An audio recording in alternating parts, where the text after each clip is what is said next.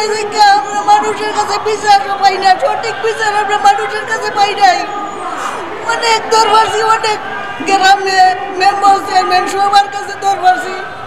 এখন যে হয়তো কোর্ট কাছারি চাইছি, কোর্ট কাছারির ভেতর আজকে 16 বছর ধরে দৌড়াদৌড়ি করতেছি। এর পর্যন্ত আমরা কোনো সুরাও পাই নাই। তবে এটা আশা করি যেহেতু উঠে আইছি, আল্লাহ যদি রহমত করে, তাহলে আমরা যদি আইনের মাধ্যমে উপকৃত হই, উপকার পাই, ফয়সালা হয়। আমার বাপের অনেক কষ্টের টাকা দিয়ে জমি কিনছে, এই জমি আমরা বুক দল করে খাইতে পারতাছি না। আজকে বুঝলে করে খাইতেছে বেঁচছে, আর খালি কয় আমরা বই, আমরা কিচ্ছু নাই। আমগো জমি বেঁচে বেঁচে এরা হুডারি করতেছে, এর কাছে আমরা ওখানে বই, আমগো কোনো দামই নেই। আমগো দেখলে মনে হয় যে গুলি করবো, এমন অবস্থা করে। এর একটা মাইয়াটা আমরা দেখলে কয় বই নি আমরা তো বই নেই। আমি যেহেতু কিছু নাই, এটাই পয়সাটাই আমরা গরিব মানুষের যদি বিচার আল্লাহ করে, দেশবাসীর কাছে বিচার চাই। দেশবাসী যদি শিক্ষিত বিচার করে, আইনে যেহেতু আইসি, আল্লাহ যদি সহায়তা, তো আইনে যদি আমাকে ফয়সালা হয়, আইনে যদি আমরা ফয়সালা হয়, আমার কাছে এটাই চাই। দেশবাসীর কাছে অসংখ্য বিচার চাই।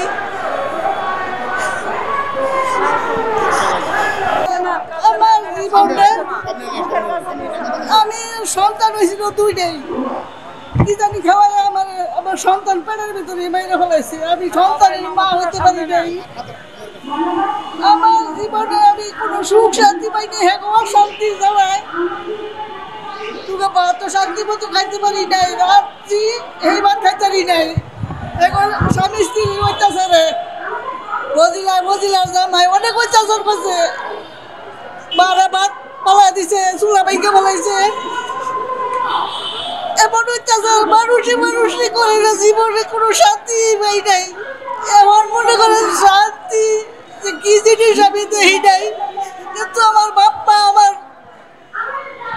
এই জীবন জমিনে লেগে অনেক কষ্ট করছে, অনেক অত্যাচার সহ্য করছে, কিন্তু জমি পাই নাই। আমরা একটা গর্ব দেয় নেই, এত অশান্তি করছি জীবনে। তো অস্ত হয়ে গেছে।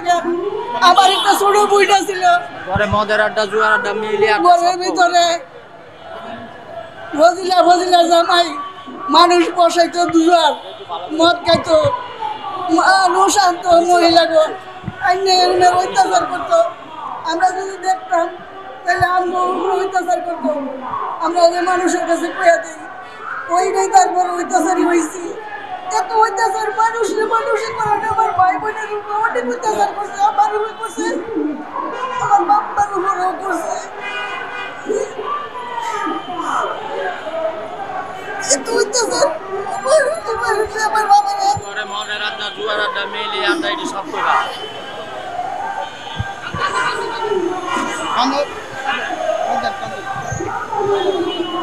প্রেস ক্লাবের সামনে দাঁড়াইছি। আমি দেশবাসীর কাছে বিচার চাই। আমার বাপের কয়েকৃত সম্পত্তি, ফজিলা খাতুন, বাপের নাম হুকুম আলী, আর বাপের নাম হুকুম আলী, স্বামী বানায় জমিটা রেকর্ড করে নিয়ে গেছে। এখন আমি 2010 সালে জমির ব্যাপারে মামলা দিছি ল্যান্ড সার্ভেয়ার কোর্টে। এখনও আমি ল্যান্ড সার্ভেয়ার কোর্টে যাই আসি, আজকে 16 বছর যাইতেছি আসতেছি, আমি এখনও বিচার পাইনি। আমি আশা করি আমি ন্যায় বিচার পাবো। আমার বাবার প্রকৃত সম্পত্তি, এই সম্পত্তির জন্য আমার আজকে একটা বড় বোন নিখোঁজ, ফজিলা খাতুন এবং এর স্বামী তোফাজ্জল হোসেন হুকুম আলী, আমার বোন আজকে নিখোঁজ করে বলেছে জমির জন্য। আমরা এর বিচার চাই দেশবাসীর কাছে যে আমার জমি, আমার বাপের, আমরা খুব অসহায়, আমরা অসহায় মানুষ। এলাকায় কোনো বিচার পাই নাই, থানা পুলিশ কত জায়গায় দৌড়াদৌড়ি করছি, গরিবের কোনো বিচার নাই। বিচার থাকলে আজকে আমাদের এই 16 বছর আমার কোর্টে যাইতে হতো না। আমি এলাকার চেয়ারম্যানের কাছে গেছি, এলাকার মুরব্বীদের কাছে গেছি বিচারের জন্য, তারা আমার বিচার করে নাই। তারা টাকা পয়সা খায়া ফজিলার কাছ থেকে ওর কথা বলে আমার কোনো বিচার করে নাই। আমার চেয়ারম্যান সাহেব বলছে আদালতে যাইবার। আমি আদালতে আসছি, আদালতে এখন আজকে 16 বছর যাবত আসতেছি যাইতেছি, আমি আমার বিচার পাইনি। আমি দেশবাসীর কাছে আমি বিচার চাই, আমার বাপের পুরাকৃত সম্পত্তি ফেরত চাই। আমার বাবার কিনা জমি ফজিলা খাতুন জোর করে দখল করে বসবাস করতেছে। আমার দাদা দাদি অনেক ছোট সময় আমার বাবার রেখা মারা গেছে। আমার বাবা এতিম ছিলেন। আমার বাবার উপর অনেক অত্যাচার জুলুম করছে ফজিলা এবং হুকুমানি দুজনে মিলে বাপ মেয়ে এবং ওনার স্বামী। আমার বাবা এই অত্যাচারে নির্যাতিত হয়ে খুব অল্প বয়সে মারা গেছে। আমার মার উপর এরকম জুলুম করছে, আমার মা অল্প বয়সে মারা গেছে।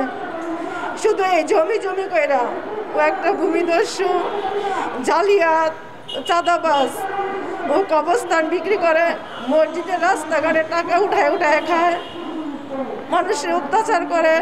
আমরা ওর কাছে অনেক অত্যাচারিত। আমার বাবার জমিও নিছে, আমার বাপ মার অত্যাচার করে দুনিয়া ছাড়া করছে। এখন আমাদের কিনা জায়গা আমার বাবার জায়গায় আমার বাবার কাছে আবার বিক্রি করছে। এখন আমরা এটার বিচার চাই। 16 বছর যাবৎ মামলা করছি, কিন্তু আইনে দাঁড়ে ঘুরতেছি, কোনো বিচার এখনো পাইতেছি না। আশায় এই দিনটা যাচ্ছে, কোর্ট কাছারিতে ধরাধরি করতেছি। ও এখনো ক্ষমতা দেখায়, নানান রকমের কথা বলে। জমি মামলাকালীন জমি উনি বিক্রি করে আবার আমাদের নানান ধরনের হামতাম করে আমাদের সাথে হুমকি ধমকি দেয়। ওর সাথে কেউই পারে না, অনেক খারাপ। ও একটা ভূমিদস্যু, ওর ব্যবহারও ভালো না, ও মানুষের সাথে খারাপ ব্যবহার করে। ও এরকম একটা জালিয়াত, মুনাফেক। ওর মতো মহিলা আমার মনে হয় দ্বিতীয় আর কেউ নাই। ওনাকে মহিলা বলাই যায় না, মহিলা নামে উনি কলঙ্ক। ফজিলা দখল করে আছে, ওর স্বামীর নাম তোফাজ্জল। আমরা ওনাকে নিষেধ করছি, আমরা থানায় গেছি, আমাদের মামলা নেই। থানার পুলিশ আমরা আনছি, উনি ডাইকে নিয়ে থানার পুলিশরা টাকা দিছে, উনি থানার পুলিশ চলে গেছে। মেম্বার চেয়ারম্যানের কাছে গেছি, ওইখানেও বিচার পাই নাই, আমাদের কথা বলে নাই, টাকা ওরা ঠিকই খাইছে ওদের। তো এরকম দাঁড়ে আমরা অনেক ঘুরছি, কিন্তু আজও পর্যন্ত সে বিচারের অপেক্ষায় আছি। 16 বছর ধরে মামলা চলতেছে, আদালতের দাঁড়ে ঘুরতেছি, দেখি আল্লাহ পাক কি করে। যেখানে যাই সেখানে টাকা দিয়া বিচার।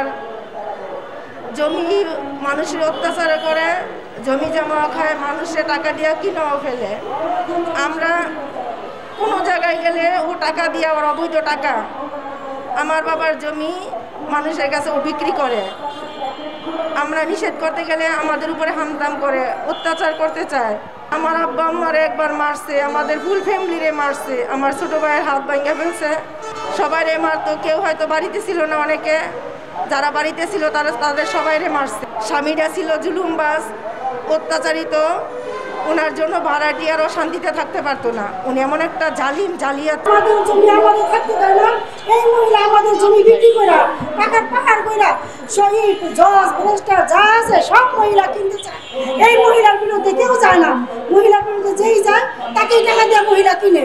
মহিলার এত পাওয়ার, এই মহিলার পাওয়ারের চোটে এলাকার মানুষ মহিলার সাথে কোনো কথা বলতে চায় না। এই মহিলার বিরুদ্ধে যেই কথা বলে, সত্য কথা বলতে চায়, এই মহিলার ডরে কেউ কথা বলে না। এই মহিলা সস্তায় সব জমি বিক্রি করতেছে। এই মহিলার নামে তো কোনো জায়গাই নাই। এই মহিলা চাচ্ছে আমাদের যেন, আমরা যেন জায়গা না পাই। এই মহিলা আদামে জায়গা বিক্রি করে যেন এই মহিলা জায়গা জমি আমাদের নিলামে তুইলা মহিলা যেতে পারে। এখন এলাকার মানুষের বুদ্ধি দিয়ে জায়গাগুলো সস্তায় বিক্রি করে আমাদের এগুলো করতেছে, আমাদের যেন আমরা দখলে না যেতে পারি। এই মহিলা জমি বিক্রি করে পাওয়ার খালি বাড়াইতেছে। যেই জায়গার দাম 6 লাখ, 1 কোটি টাকা, 2 কোটি টাকা, সেই জায়গায় মাত্র 25 লাখ 6 লাখ 7 লাখ টাকা বিক্রি করে খালি পাওয়ার বাড়ায়।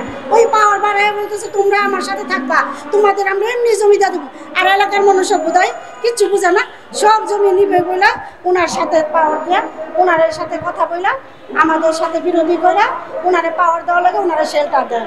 আমাদের কথার কোনো দাম নাই আর আমাদের কোনো পাত্তাই দেয় না। এই মহিলার পাওয়াটিকে সবাই যায়, এই মহিলার এত পাওয়ার। আপনারা এই মহিলার বিচার চাই, আপনারা এলাকাবাসী আছেন, আমরা যেন সঠিক বিচারটা পাই, আমরা যেন আমাদের জমি বুঝা পাই, এটাই আপনাদের কাছে আমাদের অনুরোধ, আর কিছুই না।